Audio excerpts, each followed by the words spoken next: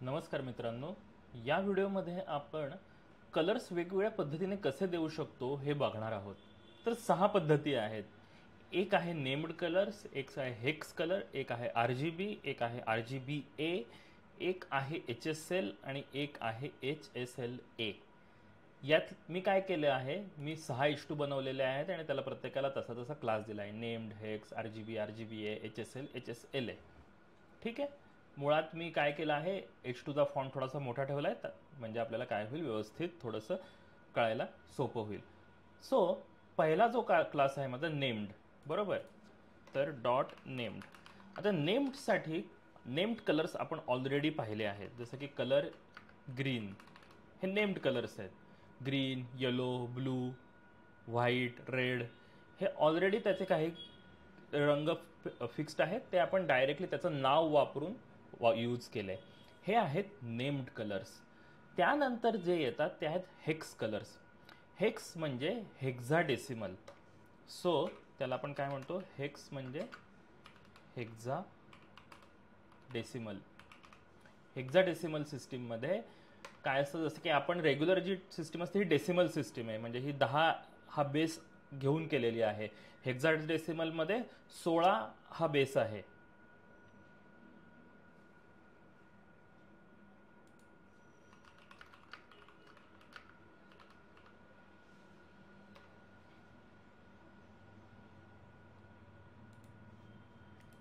So जी number system 16 हा base घेऊन असते ती असते हेक्झाडेसिमल सिस्टीम.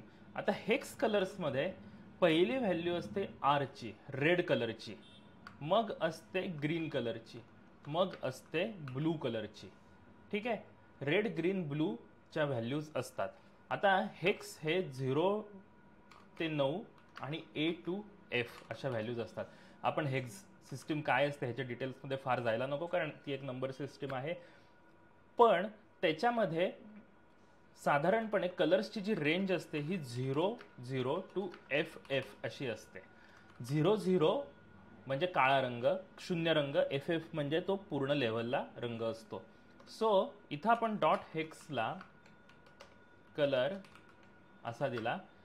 हेक्स कलर कायम हॅशने चालू होतो. हॅश लेट्स से आर आपण 00 वापरला, ग्रीन 00 वापरला आणि ब्लू 00 वापरला आणि सेव्ह केलं, तर काय होतं, तो होतो ब्लॅक कलर.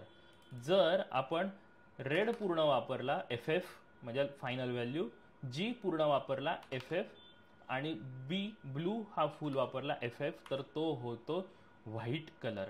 सो हेक्सची जी रेंज असते ही पूर्ण कलर्सची ही असते हॅश 000000 टू हॅश FF. ठीक आहे. 0000 6 वेळा म्हणजे ब्लॅक कलर, 6 वेळा F म्हणजे व्हाईट कलर. मग आता मधले आदले हेक्स कलर कुठून शोधायचे आपण, तर जर तुम्ही गुगलवर जाऊन सर्च केला हेक्स कलर कोड्स, तर तुम्हाला वेगवेगळ्या साईट्स मिळतात. त्यातल्या पहिल्या साईटला जर मी गेलो तर इथं बघा, इथं वेगवेगळे कलर आहेत आणि त्याचे हेक्स कोड्स दिलेले आहेत. लेट्स से मला हा कलर वापरायचा, तर याचा हेक्स कोड काय आहे, हा मी इथं काय करतो, कॉपी करतो आणि इथं मी काय करतो, तो पेस्ट करतो. हा मी इथं पेस्ट केला, तर इथं तुम्ही बघू शकता की मला जो हवा तसा मरून कलर या ठिकाणी आलेला आहे. ठीक आहे.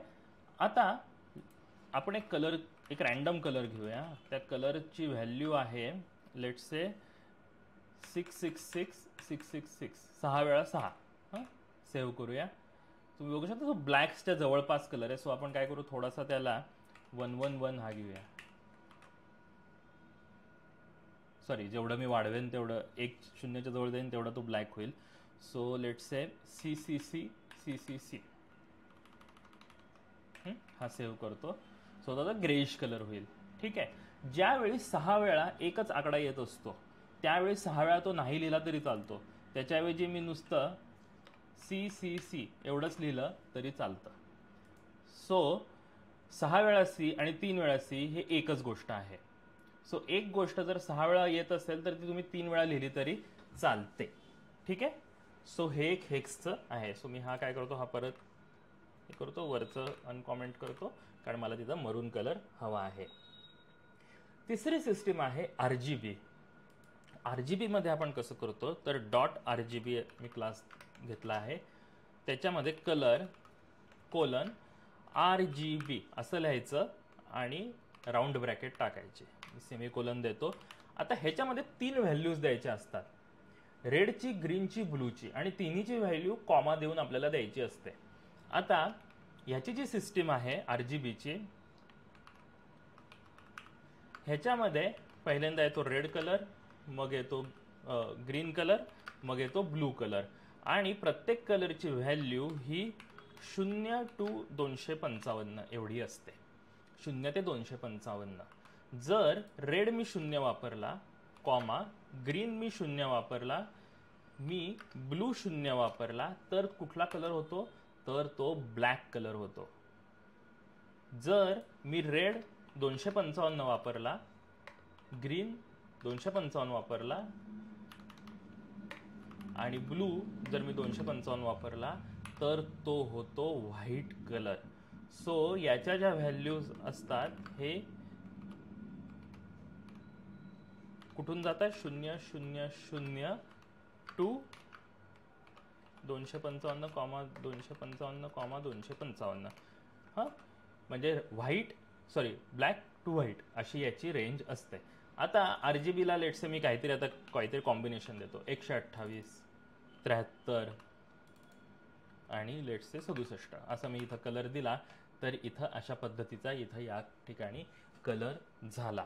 जर मला RGB कलर वापरायचा असेल तर मी काय करू शकतो, मी गुगलवर जाऊन हेक्स टू RGB कन्व्हर्टर असं मी टाकू शकतो, हेक्स टू RGB.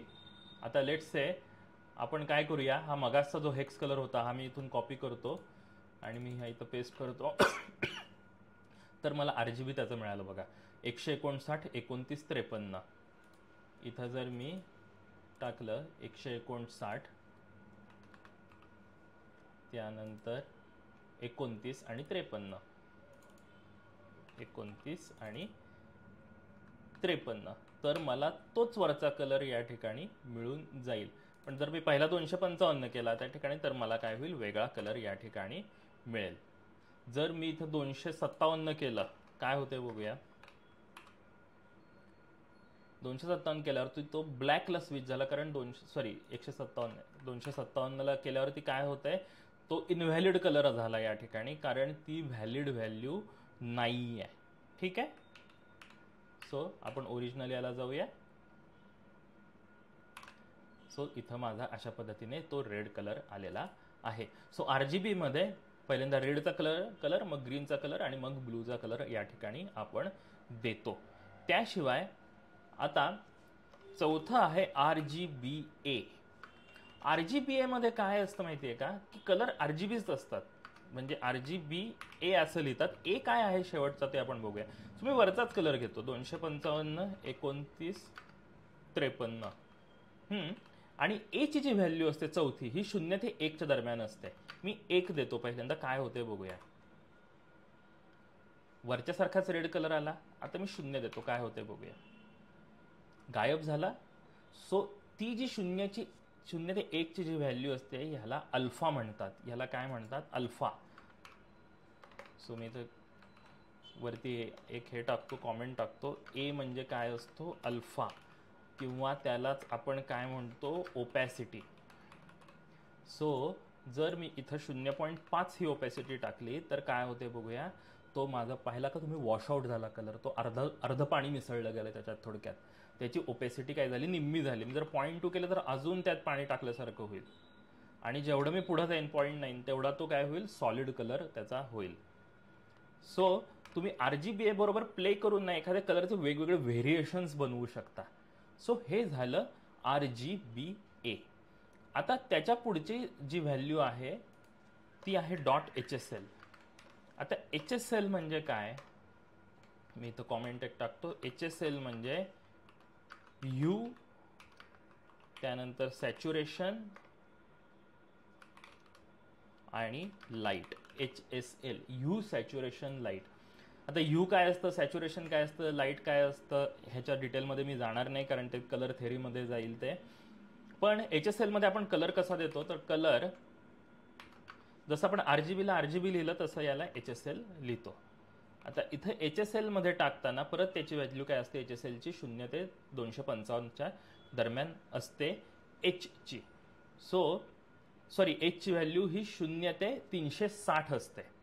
सो मी इथं वरती काय करतो, H ची व्हॅल्यू जी असते ही 0 to 360 असते.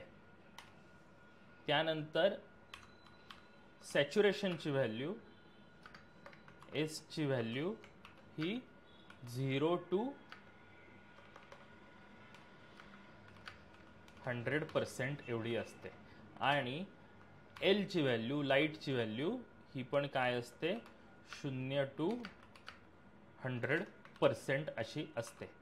सो HSL मध्ये H मी सपोज दिला 57, S दिला लेट्स से 43%, L दिला लेट्स से आपण देऊया 20%. तर इथं आपल्याला एक वेगळ्या पद्धतीचा कलर तिथं तयार होईल. तुम्ही बघू शकता HSL ने असा इथं कलर तयार झाला. आता HSLA काय असेल, जसं RGB आहे आणि RGBA आहे तसंच HSL आणि HSLA आहे. सो मी इथं काय देतो, HSLA चा हा क्लास बनवलाय तो देतो. त्याच्यामध्ये कलर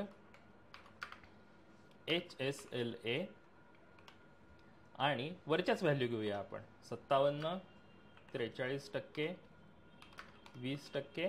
आणि इथं जर मी 1 घेतलं तर अर्थातच मला हवा तसा कलर जो वरचाच आहे तोच येईल. 0 घेतला तर अर्थातच गायब होईल. पण जर 0.5 घेतला तर वॉश्ड आउट त्याचं व्हर्जन आपल्याला दिसेल, ओपेसिटी त्याच्यात असेल. सो कलर्स आपण या टोटल 6 पद्धतीने देऊ शकतो. एक तर आहे नेम्ड कलर्स, दुसरे आहेत hex colours, RGB, RGBA, HSL, HSLA. यामध्ये सगळ्यात जास्त जे वापरलं जातं ते हेक्स वापरलं जातं. नेम्ड कलर तुम्हाला वाटत असेल की नेम्ड कलर आपण जास्त वापरतो, पण तसं अजिबात नाही आहे. एकदा तुम्हाला एक्सपिरियन्स आला डेव्हलपमेंटमध्ये ना, तुम्ही नेम्ड कलर कधीच तुमच्या आयुष्यात वापरणार नाही. तुम्ही काय हेक्स कलर किंवा RGB किंवा RGBA हे जास्त करून वापराल. HSL आणि HSLA सध्या थोडं वापर त्याचा वाढलेला आहे, पण प्रॅक्टिकल पर्पजसाठी हेक्स, RGB आणि RGBA हे आपल्याला सफिशियंट आहे. तर या आहेत वेगवेगळ्या कलर देण्याच्या पद्धती.